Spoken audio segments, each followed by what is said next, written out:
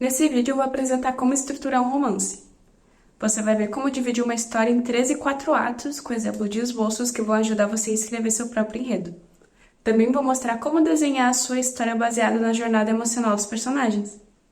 Esse é um quadro em branco, mas também é um quadro onde cabe toda a sua imaginação, todas as possibilidades. Nesse quadro nós desenharemos a nossa história, e como toda história, a nossa tem um início, que a gente vai representar por essa linha, e um fim, que é essa outra linha. Toda história tem um início, fim e meio. Ao longo desse vídeo, nós vamos entender cada uma dessas partes. Para organizar a história entre essas duas linhas, imagine 10 pequenos pedaços. Em um livro com 200 páginas, como no caso de um romance pequeno, cada pedacinho desses corresponde a mais ou menos 20 páginas. Se a nossa história tivesse aproximadamente 300 páginas, que é um romance médio, cada pedacinho da nossa história teria 30 páginas. Lembre que esses valores são só uma referência, logo nós vamos entender que mais importante que o número de páginas é a estrutura da nossa história. Depois da história ter sido bem estruturada, ela pode ser escrita em 200, 300, 500 páginas ou mais. Vamos considerar uma média de 250 páginas. A forma mais simples de dividir uma história é em 3 partes. Se você encontra alguém na rua e essa pessoa contar uma história, ela provavelmente dividirá em 3 partes e nem vai se dar conta disso. Dividir uma história em 3 partes é uma das formas mais antigas de se contar uma história. É comum que as histórias sejam divididas da seguinte forma: de 20 a 25% da história corresponde à primeira parte, que é onde nós vamos apresentar os personagens, o seu mundo, os conflitos e algo que tira o personagem da sua zona de conforto. Chamamos de primeiro ato, mas também pode ser chamado de parte, seção ou até fase, dependendo do autor que a gente está seguindo. O importante é que toda divisão tem um objetivo. É o objetivo de cada parte que definirá quantas partes a sua história terá. Esse primeiro ato encerrará aproximadamente na página 62 em um livro de perto de 250 páginas. Faltando também perto de 25% para o final, temos a terceira parte, que prepara o leitor para o final e começa aí pela página 187. O meio corresponde de 50% a 60% da história e é onde a maior parte do enredo se desenvolve.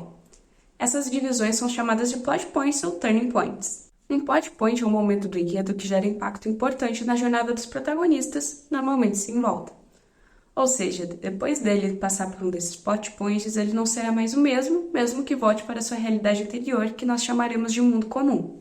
As páginas não precisam ser exatamente essas, até porque nós não sabemos exatamente quantas páginas o nosso livro vai ter, mas as linhas nos ajudam a trabalhar com a proporção que nós queremos. Por exemplo, 25% do livro para o primeiro ato é um bom número, talvez até 20%. Nos romances atuais, dificilmente o primeiro ato tem mais de 20 a 25% porque o leitor quer que a história se desenvolva o mais rápido possível. É conveniente, principalmente em livros maiores, que o autor divida o segundo ato ao meio. Com isso, teremos 4 partes a serem desenvolvidas. Isso significa que não existe um marco importante no enredo no meio do livro, mas o enredo ou os personagens passarão por mudanças depois de chegar nesse ponto. É uma forma de dividir a história ao meio, de ter um ponto central. Esse meio será mais importante para a formação do arco do personagem do que para o enredo em si. Mas os dois, enredo e personagem, acabam se fundindo. Na verdade, precisam se fundir para que a história seja realmente interessante. Agora que a gente entende a estrutura básica de um livro, precisamos discutir sobre as características dos romances. No sentido clássico, romance é um gênero de texto literário, é uma forma de contar uma história, diferente da poética e da epopeia, que era como as histórias eram contadas antes. Existem vários subgêneros: infanto-juvenil, policial, romântico, realista, naturalista, modernista, regionalista, erótico, de aventura, de ficção científica, de terror, de fantasia, mistério, suspense e drama. Eu vou usar aqui romance no sentido Romance Writers of America, que considera que o romance puro tem como tema central uma história de amor e possui um final satisfatório e otimista. As histórias de amor são tão antigas quanto a própria humanidade, e todo mundo sabe muito sobre isso, tanto as partes boas quanto as nem tão boas assim. Para escrever um romance, é importante entender que a evolução da relação entre duas pessoas é uma jornada emocional com conflitos. Se tirarmos os conflitos, não existe uma história digna de ser lida, porque não seria real. Mas como desenhar uma jornada emocional? Imagina uma linha que corta a sua história do começo ao fim. Chamaremos essa linha de linha do equilíbrio emocional. E o que é o equilíbrio? Imagina um dia normal, daquele sem nada de relevante para contar. Um dia que não despertou nenhuma emoção forte, positiva ou negativa. Talvez algumas coisas pequenas tenham acontecido, um ovo que queimou, o ônibus que atrasou, um elogio que você recebeu. Pequenos eventos do dia a dia que deixam você um pouco feliz, um pouco triste, mas nada é realmente importante a ponto de tirar você do equilíbrio emocional. Essa é a linha do equilíbrio.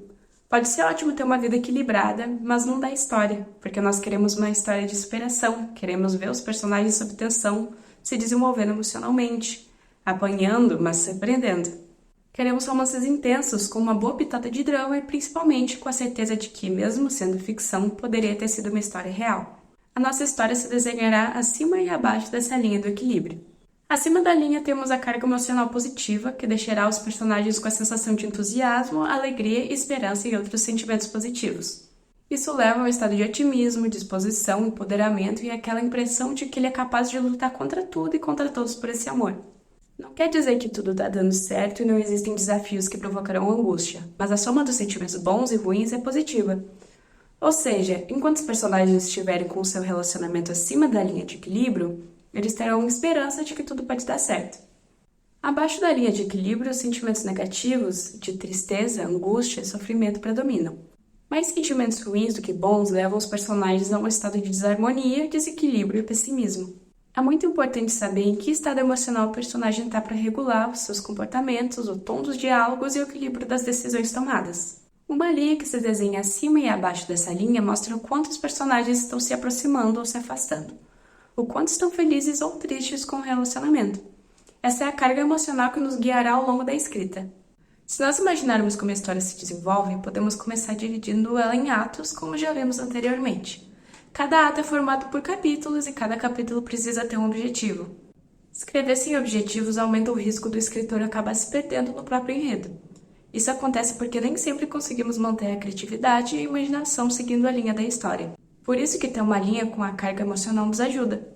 A linha nos mostra o que esperar daquele ponto da história. Com isso, podemos escolher as cartas do flipo que nos ajudarão a compor um enredo em qualquer ponto. A partir de agora, nós não vamos mais usar as páginas do livro. Quero que você entenda como a estrutura pode ajudar você, sem importar o número de páginas. Julie Spencer, autora do livro Como Esboçar um Romance, mostra como evolui um romance baseado em 3 atos. Cada ato é dividido em 3 seções. No Guia de Estruturação de Romances do Flipo, essas seções são descritas em detalhes. Note que é um esboço, o que significa que os capítulos, sequências e cenas precisam ser desenvolvidas pelo autor. É isso que acaba tornando a história diferente, mesmo com o mesmo rascunho.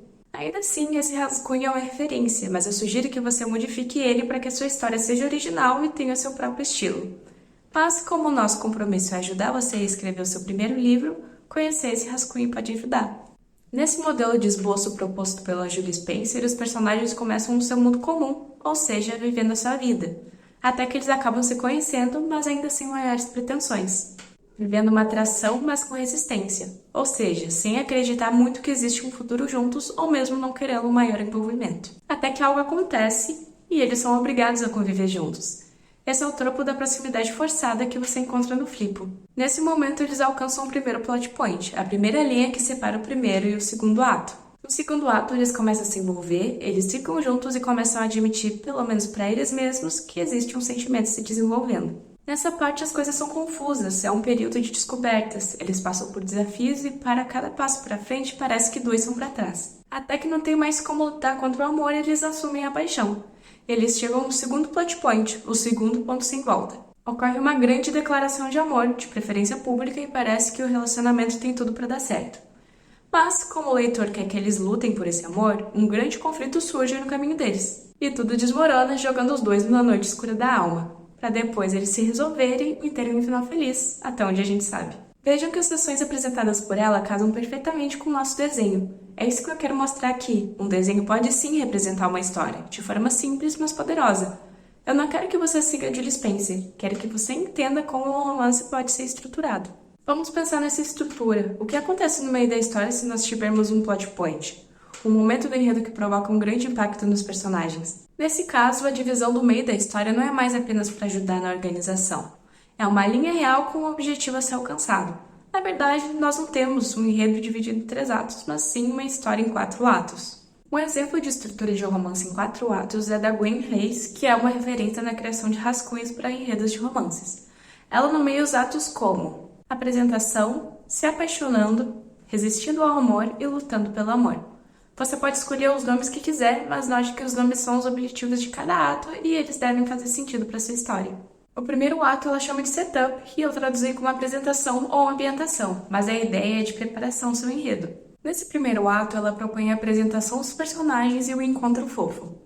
Encontro fofo é bem comum nos romances. É um tropo onde os personagens se encontram e conversam pela primeira vez, ou pelo menos conversam realmente prestando atenção um no outro. Esse pode ser um incidente excitante e costuma ficar no meio do primeiro ato. Ou os dois não querem se envolver, ou um dos dois não quer. Então é a primeira vez que eles pensam que isso não vai acontecer. Mas acontece outro tropo, a proximidade forçada, que é bem comum na verdade. A proximidade vai despertar o interesse, e isso será o plot point, porque depois que um se interessa pelo outro, não tem mais volta. E eles entram no segundo ato, onde eles se apaixonam, mas ainda resistindo. Eles começam a demonstrar um interesse, enquanto o desejo aumenta. Próximo do meio da história, eles começam a acreditar que dessa vez pode acontecer, e eles assumem o amor. Chegamos no segundo plot point, mas algo faz os personagens começarem a sentir dúvida. Os seus medos e conflitos internos começam a se manifestar e as dúvidas aumentam. Algo faz eles recuarem, eles se colocam no modo de autopreservação e se separam. E chegamos no terceiro plot point. Eles entram na noite escura da alma, que é onde a carga emocional está mais baixa. A linha está bem abaixo da linha do equilíbrio emocional e normalmente o casal não consegue mais se reconectar sozinho quando chega nesse ponto. Mas um deles acorda ou é acordado por alguém de confiança e a partir de um grande gesto público assume que não pode viver sem o outro. Ambos abrem o coração e reatam. No epílogo, eles mostram que tudo foi resolvido. Pode ser uma cena do futuro dos dois, onde eles fazem planos ou aparecem casados e felizes. Se você for um escritor intuitivo, pode apenas desenhar a linha que ajudará você a entender o momento emocional da história. Se for um planejador, pode desenhar a linha e já criar os principais elementos do enredo sem medo de criar uma história inconsistente com o momento emocional dos personagens. Mas não deixe de usar essa forma simples de planejamento. Tenho certeza de que vai ajudar você.